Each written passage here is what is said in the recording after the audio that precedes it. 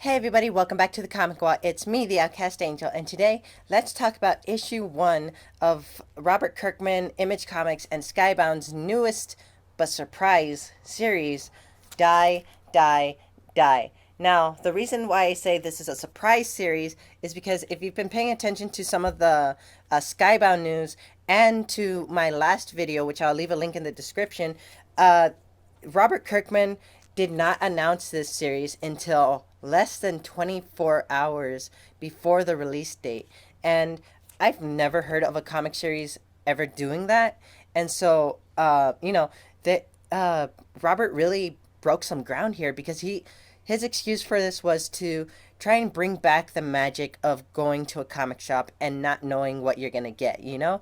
And that was a deal with this series because everyone went nuts about it. It was just I from what I've heard some other people say, it was a very Beyonce move, and honestly, I wouldn't know because I don't follow a lot of that news. So I'm sorry. Anyway, but it was pretty interesting to say the least, and I had to jump on it because it looks amazing. I mean, all these guys covered in blood and all the guns, and turns out this series actually has, or this first issue actually has 10 other variant covers because uh it could be like this original one that has it's just that regular cover, or they have speech bubbles like Paul over here says mission accomplished, and then Nate over here says I'd say so, if you can see that. Sorry. But basically all the other variants just have different speech bubbles, and that's not exactly I wouldn't call that a variant. I mean, but I decided to go with the blank cover, and just one of my other favorites, but it just seems a little anticlimactic to call it a variant cover. But anyway, getting right into it, the story starts off at this dog racing competition where everyone's betting, everyone's crowding around, and we see this really handsome guy in a suit accidentally bump this older gentleman, and resulting in him dropping his ticket. So the guy in the suit hands him back his ticket, but turns out he swapped the tickets. He gave the older gentleman the winning one on purpose, or so it seems. I mean, we see him like kind of looking back expectantly.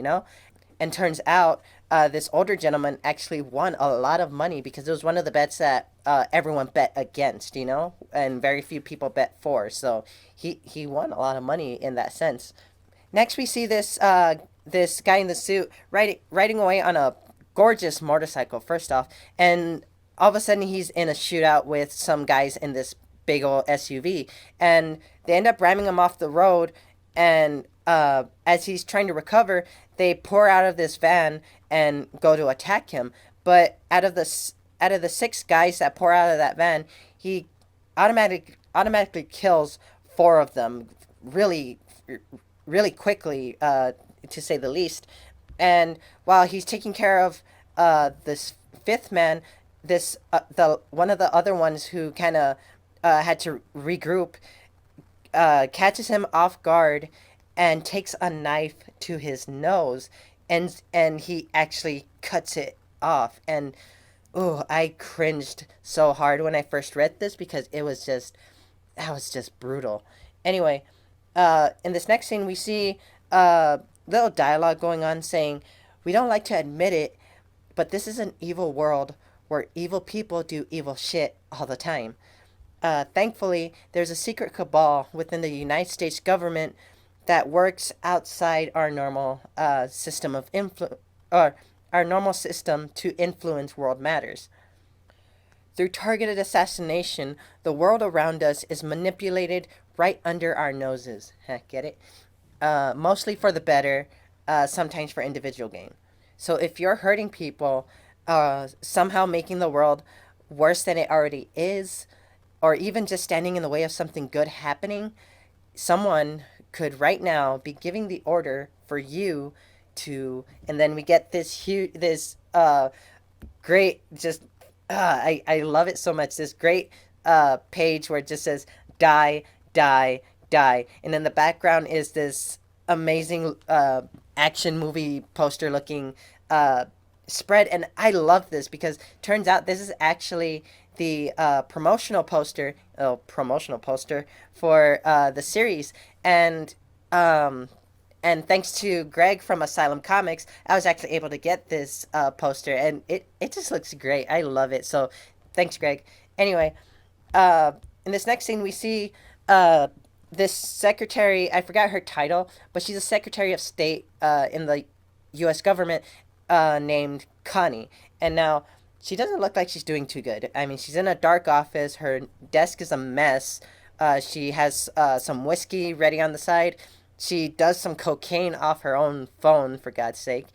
And turns out that she's talking about David Atkinson, the Secretary of State for Environmental, Food, and Rural Areas, or Rural Affairs of the United Kingdom. It turns out he's a pedophile. Now, she doesn't want to reveal him, ending up in humiliating him, sending him off to a country club of a prison, and, living a comfy life in prison. No, she wants him dead. And turns out, if he were to die, his rival, Penny Alcott, would have a good chance for his seat. And turns out this guy is also proposing a new railway system. So if this pedophile were to commit suicide, he would have a good chance for the seat. And if the railway proposal passes, it would be a shoo-in for him. Turns out, it's not going to pass, thanks to this guy Arthur Laddish, who is uh, rallying people against the new railway because he's not a bad man. He's a family man, and he doesn't want this railway system to affect his kids. But killing him wouldn't be that much of a good thing. And so she goes into this other plan of how Laddish has an elderly mother being taken care of by this man, Percy Dolan, as her caretaker. And they could kill Percy, but then Arthur is targeted and he's paranoid after that. Or rather, they could do what they did in the beginning by setting him up to win a good amount of money in which he doesn't need the job anymore, and Laddish has to move back in with his mom to take care of her. So then Alcott wins, pedophile dies, plan works. But turns out that her star assassin, Paul, the one we saw getting his nose cut off in the beginning, has been kidnapped, and she doesn't know what's become of him. So now, someone walks into her office, and first off, this was just hilarious because we see this man laying on a couch in her office, just ass out, butt naked, and it's hilarious. And the guy who walks in is Nate, who as we saw is one of the assassins on the cover, and he walks in just saying, "Well, you certainly got it tight." Anyway, Nate sits down, and Connie has him open a box that's been sitting on her desk, and turns out there's a nose inside, and I'm sure we all know whose nose it is. And Nate freaks out because he's just like, it's a fucking nose. Why did you make me open this? I mean, he's a big burly assassin who right here he's covered in blood. Like he wouldn't think he would be so uncomfortable about this. Anyway, they know this is Paul's nose, and I keep making the nose and nose pun. Anyway, um, Connie has a plan, but she needs to talk with someone first. And we see her talking with her friend Anita, and I'm not sure exactly what her title is, but I'm sure she works within the government as well. And turns out Anita knows what's become of Paul. Turns out he's been sold, and Connie's not happy about this at all because she gets up and phones Nate saying, you have 72 hours, go. And then we see this next scene where we see this gorgeous mansion, this huge house with this beautiful car driving up. And we don't see this guy's face, the guy who's driving this car, but we see his butler, Martin, who ends up asking, "Shall I be securing any cash for your trip, sir?"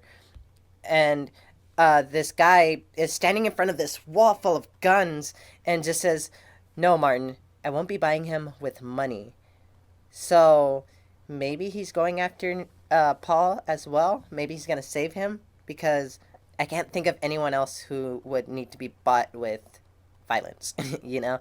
Anyway, uh, in this next scene, we see Nate flying in on a helicopter to this small little cabin in the woods, and he calls out to this guy John, but he doesn't exactly walk up to the house for good reason because someone ends up shooting at the ground at his feet, but he doesn't even flinch. He doesn't even flinch, but he'll flinch at it nose in a box. So anyway, um, he puts up his hands. He says, "I'm not here for a fight. I'm surrendering. You have me where you want me. I just maybe I have something important to say to you, you know?" And so we finally see John, this hunter coming out of the woods, saying, "How did you find me?" And Nate tells him, "It's about your brother. He's in trouble." And in this final page, we see 3 panels, one with Paul on the top with his nose cut off and everything. We finally see the face of that rich guy with all those guns in that big house in the middle, and then we see John on the bottom saying, "Which one?" So they're all related. I don't know if they're triplets, but they're related, and they look so similar. I mean, even through artwork, they look really similar, and I'm excited to see where this goes. This is an exciting story. The art is amazing. It just looks great, and I can't wait to see where where Robert and Scott take us with this because they've had this going for a while and they wanted it locked down for a reason. So I'm excited to see where it's going. And apparently, the way they're going to be announcing this is that they're not going to be putting it in like the solicits that we get every month. No, they're going to announce that, hey, issue 2 is going to be out so and so next month or something, but they're not going to show the cover and they're not going to give us a synopsis for it. So I'm really interested to see how that's going to work out. But that's the end of this video. Thank you guys for watching. I hope you guys liked it, and if you did, drop a like, show the love, hit that subscribe button to get more of my videos, ring the bell to get notifications of when I post new videos, so that way you guys stay updated and don't miss out. And I'll see you guys next time. Bye.